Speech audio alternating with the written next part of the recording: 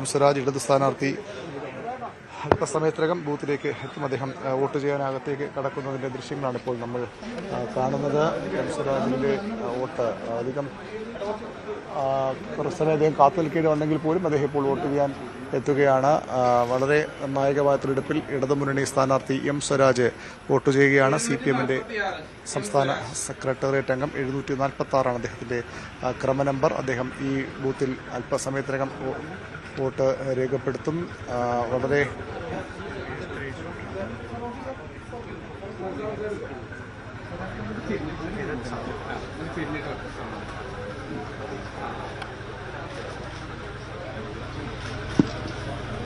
LDF സ്ഥാനാർത്ഥി M Swaraj വലിയ വാശിയേറിയ പ്രചാരണത്തിന് ശേഷം അദ്ദേഹം സ്വന്തം മണ്ഡലത്തിലെ സ്വന്തം ബൂത്തിൽ തന്നെ സ്ഥാനാർത്ഥിയായി വോട്ട് ചെയ്യുകയാണ് എന്നുള്ളതാണ് ഏറ്റവും പ്രധാനപ്പെട്ട കാര്യം.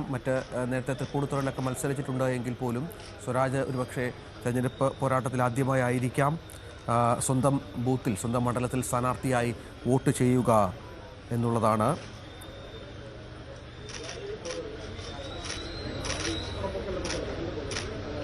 എം സ്വരാജ് വോട്ട് ചെയ്യുന്ന ദൃശ്യങ്ങളാണ് പ്രേക്ഷകർ കാണുന്നത്. ഇടതുമുന്നണിയുടെ മത്സര പോരാട്ടത്തിലെ കളം അത് നിറച്ച സ്ഥാനാർത്ഥി, വലിയ തോതിൽ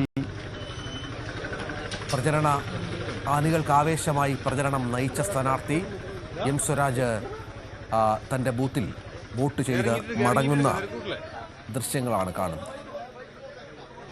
രാവിലെ തന്നെ വോട്ട് രേഖപ്പെടുത്തിയതിന് ശേഷം സ്ഥാനാർത്ഥികൾക്ക് വിവിധ ബൂത്തുകൾ സന്ദർശനമുണ്ടാകും. ഉറപ്പിച്ച വോട്ടുകൾ കുറച്ചുകൂടി ആഞ്ഞുറപ്പിക്കാനുള്ള ശ്രമങ്ങളുണ്ടാകും. അങ്ങനെ വലിയ പോരാട്ടത്തിലാണ് സ്ഥാനാർത്ഥികൾ എല്ലാവരും എന്നുള്ളതാണ് ഏറ്റവും നിർണായകമായ കാര്യം. അവസാന ദിവസമാണ്, അവസാന മണിക്കൂറുകളാണ്. വിജയം ഉറപ്പിക്കാനുള്ള അതീവ്ര ശ്രമത്തിലാണ് സ്ഥാനാർത്ഥികൾ. ഒരുപക്ഷെ മാധ്യമങ്ങളോട് സ്വരാജ് സംസാരിച്ചേക്കാം.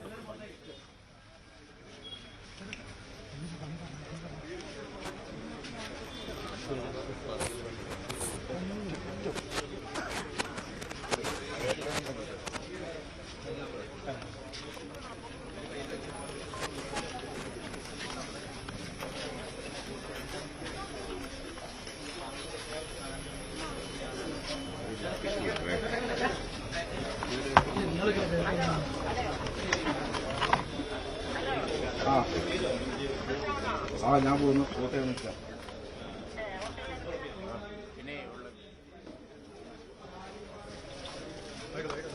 PV അൻവർ 2 തവണ വെന്നിക്കൊടി പാറിച്ച മണ്ഡലം. ആര്യാടൻ മുഹമ്മദിന്റെ കോട്ടയായിരുന്ന നിലമ്പൂർ.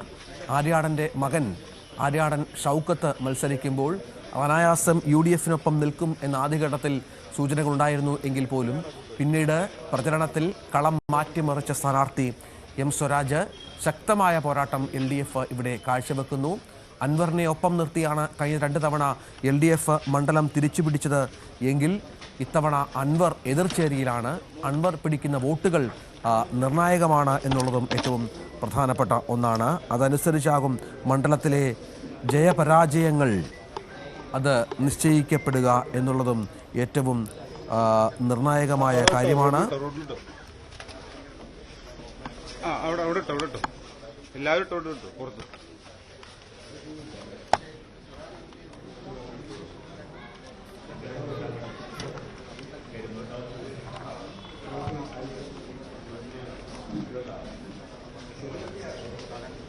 ആര്യാടൻ ഷൗക്കത്തും അല്പസമയത്തിനകം വോട്ട് രേഖപ്പെടുത്താനായി ഇറങ്ങുമെന്നാണ് മനസ്സിലാക്കേണ്ടത്.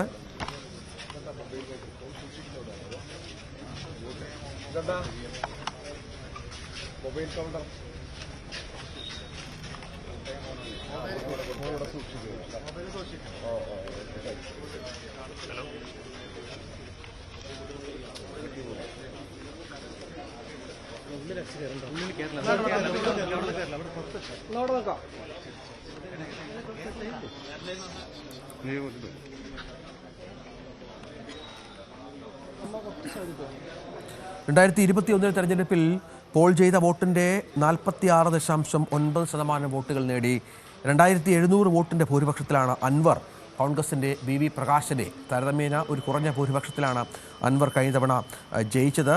വലിയ വിഷയങ്ങൾ, ഒരുപാട് വിഷയങ്ങൾ ഉയർത്തി ഭരണ പ്രതിപക്ഷ നേതാക്കൾ മണ്ഡലത്തിൽ തമ്പടിച്ച് വലിയ പ്രചാരണ മാമാങ്കം നടത്തിയ ശേഷമുള്ള വിധിയെഴുത്താണ് എന്നുള്ളതാണ് ഏറ്റവും പ്രധാനപ്പെട്ട ഒന്ന്. മൂന്നാം വട്ടവും ഭരണം ലക്ഷ്യമിടുന്ന പിണറായി വിജയനും നിർണായകമാണ്. സർക്കാരിനും നിലമ്പൂരിലെ വിജയം നിർണായകമാണ്. വിധിയെഴുത്ത് നിർണായകമാണ്.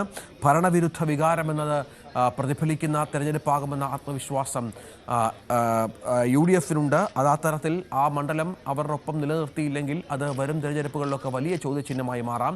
ലീഗിനും തങ്ങളുടെ ആധിപത്യം ഉറപ്പിക്കാൻ, UDF-ലെങ്കിലും ആധിപത്യം ഉറപ്പിക്കാൻ, ഭരണം തിരിച്ചുപിടിക്കുക എന്ന ലക്ഷ്യം അതിൻ്റെ ആദ്യപടിയായി ഈ തെരഞ്ഞെടുപ്പിനെ കാണുന്നുണ്ട് എന്നുള്ളതാണ് ഏറ്റവും പ്രധാനപ്പെട്ട കാര്യം. അങ്ങനെ നിർണായകമായ ഒരുപാട് ഘടകങ്ങൾ ഈ തെരഞ്ഞെടുപ്പുമായി ചേർന്ന് നിൽക്കുന്നു. എത്ര വോട്ട് കിട്ടുമെന്ന കണക്കെടുപ്പ് NDAയ്ക്കും ഉണ്ട്. അടിയൊഴുക്കുകളിൽ പ്രതീക്ഷയർപ്പിച്ച് PV അൻവർ ക്യാമ്പും സജീവമായി തന്നെയുണ്ട്. നമുക്കറിയാം, കൊട്ടിക്കലാശ ദിവസത്തിൽ പോലും മറ്റു മുന്നണികളെ അമ്പരപ്പിച്ചായിരുന്നു അൻവറിൻ്റെ നീക്കം. കൊട്ടിക്കലാശം വേണ്ടെന്ന് വെച്ച് പ്രധാന പോക്കറ്റുകളിലെത്തി വോട്ട് രേഖപ്പെടുത്തുന്ന രീതിയായിരുന്നു അൻവറിൻ്റേത്. 10ഓളം സ്ഥാനാർത്ഥികൾ മാറ്റുരയ്ക്കുന്ന ഒരു മണ്ഡലം എന്നുകൂടി നമുക്ക് നിലമ്പൂരിനെ ചേർത്ത് വെക്കാം.